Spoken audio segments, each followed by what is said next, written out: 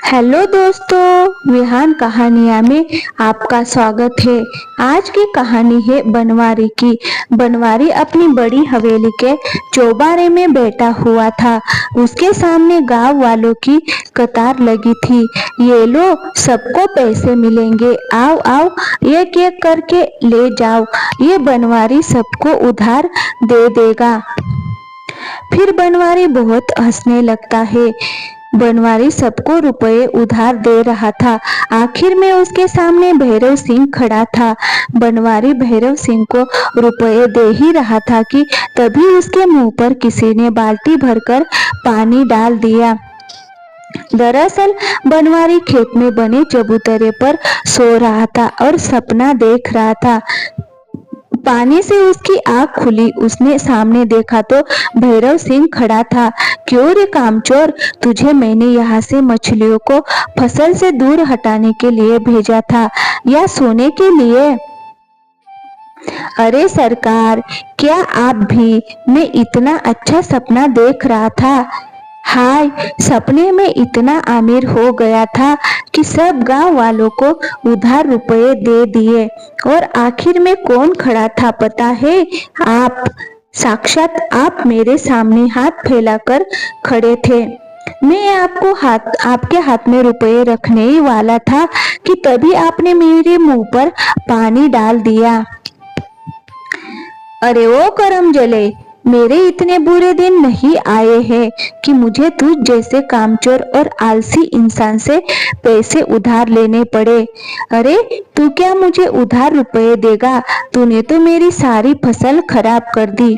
देख जरा, अपने आसपास पंछियों का झुंड आकर आधे से ज्यादा फसल साफ कर गया है और तू यहाँ आराम से सो रहा है। अब जाने भी दीजिए सरकार, बेचारे पंछी इतनी दूर से मेहनत करके यहाँ उड़ते हुए आते हैं। थोड़ा कुछ खा लिया उन्होंने तो क्या बिगड़ गया? अरे नाश पिटे, एक तो गलती करता है और ऊपर से उस गलती को सही साबित करने पर तुला हुआ है। अरे तुझसे तो वो अच्छे हैं, अपना पेट पालने के लिए मेहनत तो करते हैं। हाँ, तेरा कुछ नहीं हो सकता, मुझे ही समझना चाहिए था। तुझे काम देने से पहले पूरे गांव में तेरे आलसीपन के किस्से मशहूर है, लेकिन मैं ही एक बेवकूफ था जो तुझे इतना जरूरी काम सौंप दिया। जा, निकल जा यहाँ से। मुझे तुझसे कोई काम नहीं कराना है, मैं किसी और को रख लूंगा। जी सरकार, मेरी मजदूरी तो दे दीजिए। शर्म नहीं आती पैसे मांगते हुए? अरे मेरा इतना नुकसान कर दिया और पैसे मांग रहा है। निकल जा अभी के अभी, नहीं तो तुझे 200 जूते मारूंगा। भैरव सिंह ने अपना जूता निकाला। ये देखकर बनवारी भाग गया। रास्ते में उसे उसका दोस्त भोला मिला। अरे बनवारी, भागते हुए कहाँ जा रहे हो? हाँ, ये भैरव सिंह भी ना पागल हो गया है, मुझे जूते से मारने चला था। अरे लेकिन हुआ क्या? अरे कुछ नहीं, मेरी जरा सी आंख लग गई और मैं सपना देख रहा था, तभी पंछियों ने आकर थोड़ी सी फसल खा ली। बस इतनी सी बात से गुस्सा हो गया और मुझे काम से निकाल दिया और मुझे जूते मारने वाला था। बोलो। अरे क्या बोलो? इतनी मिन्नतें करने के बाद तो सरकार माने थे तुम्हें काम पर रखने के लिए, और तुमने वहां भी काम चोरी कर दी। अब क्या करोगे? अब क्या देखता हूँ। बनवारी घर आ गया। घर पर उसकी बीवी तो आज दिन के मजदूरी के पैसे, वो पैसे नहीं है मेरे पास। क्यों? कहाँ खर्च कर दिए? अरे खर्च नहीं किए, वो तो उस कंजूस भैरव सिंह ने मुझे पैसे ही नहीं दिए और उल्टा मुझे जूता दिखाकर भगा दिया। क्यों झूठ क्यों बोल रहे हो? सच सच बताओ, क्या बात है? तुमने ही कुछ किया होगा। मैं जानती क्या तुम कितने आलसी हो। बनवारी सारी बात बेला को सच सच बता देता है। हे भगवान, किस आलसी कामचोर से पाला पड़ा है मेरा। किसी काम का नहीं है निकम्मा। अरे क्या जरूरत थी काम के समय सोने की। ध्यान से काम नहीं कर सकते थे क्या। ये नौकरी भी गई, अब क्या कमाओगे और क्या खाओगे। घर में अनाज का एक दाना नहीं है और तुम्हारी काम चोरी वाहवाही तो पूरे गांव में होती है। तुम्हें तो कोई 1 रुपया भी उधार ना दे। हाँ हाँ, मैं जा रही हूँ अपनी मायके। फिर बाद में मत कहना कि मुझसे बुरा कोई नहीं होगा। और हाँ, मेरी पीछे पीछे वहां मत आना ना। जितनी बेइज्जती हुई है उतनी काफी है। मेरे मायके में एक कदम भी रखा तो टांगे तोड़कर हाथ में दे दूंगी। कामचोर कहीं का। बेला बनवारी को सुनाकर अपने मायके चली जाती है। बनवारी को बहुत भूख लग रही थी और घर में खाने के लिए भी कुछ नहीं था। बनवारी ने सोचा कि किसी दोस्त या पड़ोसी के घर जाकर कुछ खा लूं, लेकिन बनवारी को देखकर सबने उसके मुंह पर अपने घर के दरवाजे बंद कर लिए। बनवारी बेचारा चलते चलते गांव से बाहर आ गया और एक गुफा तक पहुंच गया। उसने देखा कि गुफा के अंदर एक तपस्वी ध्यान में बैठे हैं। बनवारी ने देखा कि उनके पास एक फलों की टोकरी रखी है। फिर अरे वाह, इतने सारे फल। हम भूख तो बहुत लगी है और तपस्वी जी भी ध्यान में लीन है। एक काम करता हूँ, कुछ फल खा लेता हूँ। वैसे भी तपस्वी जी अकेले थोड़ी इतने फल खाएंगे। चलो अभी का इंतजाम तो हो गया। बनवारी ने दबे पांव तपस्वी जी के पास आकर बैठ गया और फल खाने लगा। कुछ देर के बाद उसका पेट भर गया और उसने बड़ी डकार ली। उस आवाज से तपस्वी का ध्यान भंग हो गया। उन्होंने आंखें खोली और कौन हो तुम बालक, और मेरी टोकरी से फल क्यों खाए तुमने। महामुनि, मैं गरीब असहाय मनुष्य हूँ। मेरा इस दुनिया में कोई नहीं है।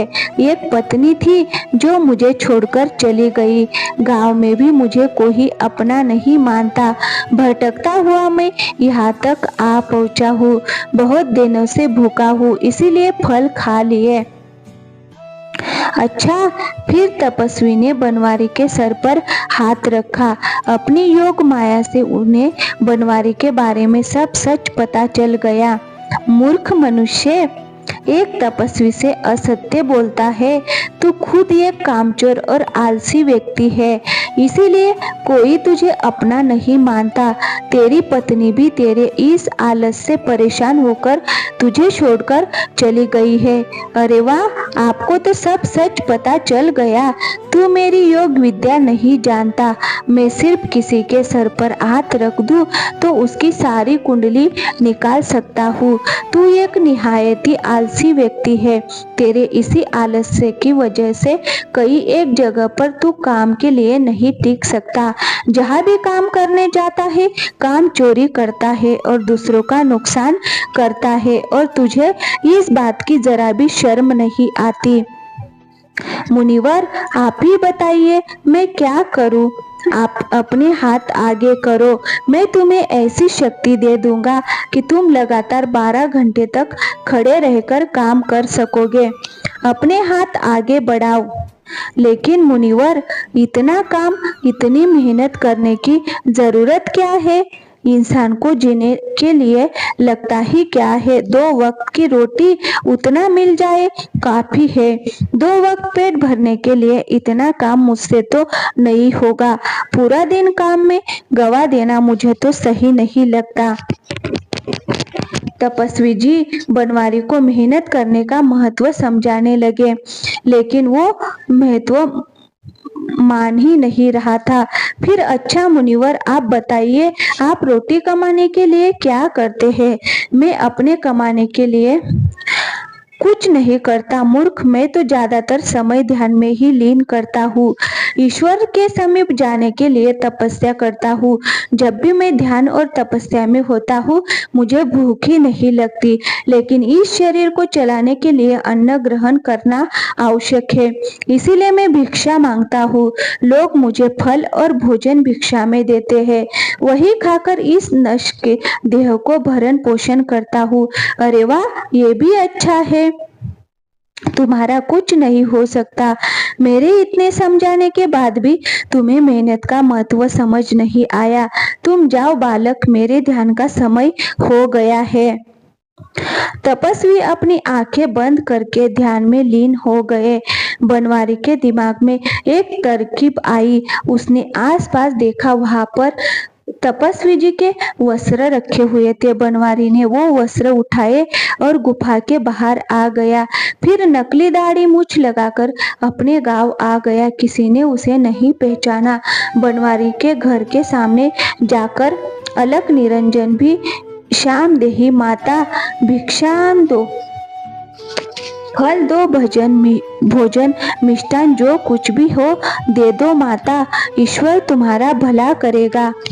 बनवारी की मीठी वाणी सुनकर सबको लगा कि वह सच में कोई तपस्वी है। वह जिस भी घर के दरवाजे पर जाकर यूं भिक्षा मांगता, तुरंत उस घर की औरत उसे पेट भर भोजन खिलाती और उसका आशीर्वाद लेती। कुछ दिन बीत गए, लेकिन किसी को अभी तक भनक नहीं लगी थी कि वह बनवारी ही है। बनवारी तपस्वी के भेष में दिन भर एक बड़े पेड़ के नीचे आंख बंद करके बैठा हुआ रहता है। गांव वालों को लगता कि तपस्वी ध्यान कर रहे हैं और भूख लगने के बाद भिक्षा मांगने जाता। रात को गांव में सब सोने के बाद चुपके से अपने घर में जाकर सो जाता। एक दिन रात को सब सो गए और बनवारी अपने घर जाने लगा। तभी गांव के ही मगन ने उसे देख लिया और उसका पीछा किया। बनवारी घर में गया और अरे वाह, चलो अब तो सब उतारने का समय आ गया है। तपस्वी जी की जय हो, तपस्वी जी की जय हो। आपको देखकर ही मुझे ये आइडिया आया था। आज तो दोनों समय कितना मस्त खाना मिला मुझे। इतना अच्छा खाना तो मेरी बीवी भी नहीं बनाती थी। हाँ चलो अब सो जाता हूँ, सुबह फिर से पेड़ के नीचे जाकर बैठना है। बनवारी तेरी तो निकल पड़ी, गांव में किसी ने तुझे नहीं पहचाना है। अब तो तू रोज ऐसे ही फोकट में बिना कुछ मेहनत किए खा पी सकता है। बनवारी की ये सारी बातें मगन खिड़की से देख रहा था। उसने बनवारी को नकली दाढ़ी मूछ निकालते हुए भी देख लिया था। फिर अगली दिन सुबह होते ही जब बनवारी भिक्षा मांगने के लिए निकला, तब मगन ने सब गांव वालों को बुलाया और उसकी दाढ़ी मूछ निकाल दी। दाढ़ी मूछ निकलने के बाद बनवारी का असली चेहरा देखकर सब गांव वाले गुस्सा हो गए और उसे मारने लगे। सभी ने बनवारी की बहुत पिटाई की। उसकी बीवी भी वहां पहुंच गई। तभी तपस्वी जी वहां आ गए। तपस्वी जी ने देखा कि उनके चुराए हुए वस्त्र बनवारी ने पहने हुए हैं। फिर अरे तुम लोग क्यों मार रहे हो इसे? मुनिवर, ये आदमी आलसी और कामचोर तो पहले से ही था, लेकिन अब तो झूठा और मक्कार भी हो गया है। ये पिछले कई दिनों से आपका भेष धारण करके हमें फंसा रहा था। आप जैसे वस्त्र पहनकर नकली दाढ़ी मूछें लगाकर पूरे गांव में घूम रहा था और भिक्षा मांग रहा था। हम तो यही समझे थे कि कोई तपस्वी है, लेकिन ये तो कामचोर बनवारी निकला। मुनिवर, आप ही बताइए कि अगर कोई साधारण व्यक्ति किसी तपस्वी का भेष धारण करे तो हम जैसे गरीब गांव वाले असली और नकली की पहचान कैसे करेंगे? सही कह रहे हो तुम बालक। इस बनवारी ने तपस्वी जी का अपमान किया है। आगे से कोई असल तपस्वी पर विश्वास नहीं करेगा। मैं अभी इसे श्राप देता हूँ। तपस्वी जी ने अपने कमंडल से जल निकाला और वो बनवारी को श्राप दे ही रहा था कि तभी, रुकिए मुनिवर, मैं आपके आगे हाथ जोड़ती हूँ, इन्हें कृपया करके कोई श्राप मत दीजिए। ये बहुत आलसी है, कामचोर है, इनका और मेहनत का दूर दूर तक कोई वास्ता नहीं है। फिर भी है तो ये मेरे पति ही ना, अगर इन्हें कुछ हो गया तो मैं क्या करूँगी। मेरी आपसे विनती है कि आप इन्हें श्राप मत दीजिए। हाँ मुनिवर, मैं बहुत शर्मिंदा हूँ और आपसे माफी मांगता हूँ। मैंने आपका भेष लेकर बहुत गलत किया है, लेकिन मुझे सुधरने का एक अवसर दीजिए। मैं अब काम चोरी नहीं करूँगा और मुझे आशीर्वाद दीजिए कि आलस से अब कभी छुए भी ना। बेला की विनती सुनकर तपस्वी जी रुक गए। उन्होंने बनवारी को क्षमा कर दिया। फिर बनवारी को एक अवसर देने के लिए उन्होंने भैरव सिंह से विनती की कि बनवारी को फिर से काम पर रख ले। तपस्वी जी के आशीर्वाद से बनवारी दिल लगाकर काम करने लगा। भैरव सिंह भी उसके काम से खुश था। आज पूरे 1 साल की मेहनत के बाद बनवारी अच्छे खासे पैसे कमाने लगा। उसने अपना खुद का नया घर बनवा लिया और बेला के लिए नए गहने भी खरीद लिए। आखिरकार बेला के आलसी पति को मेहनत का महत्व समझ आ ही गया।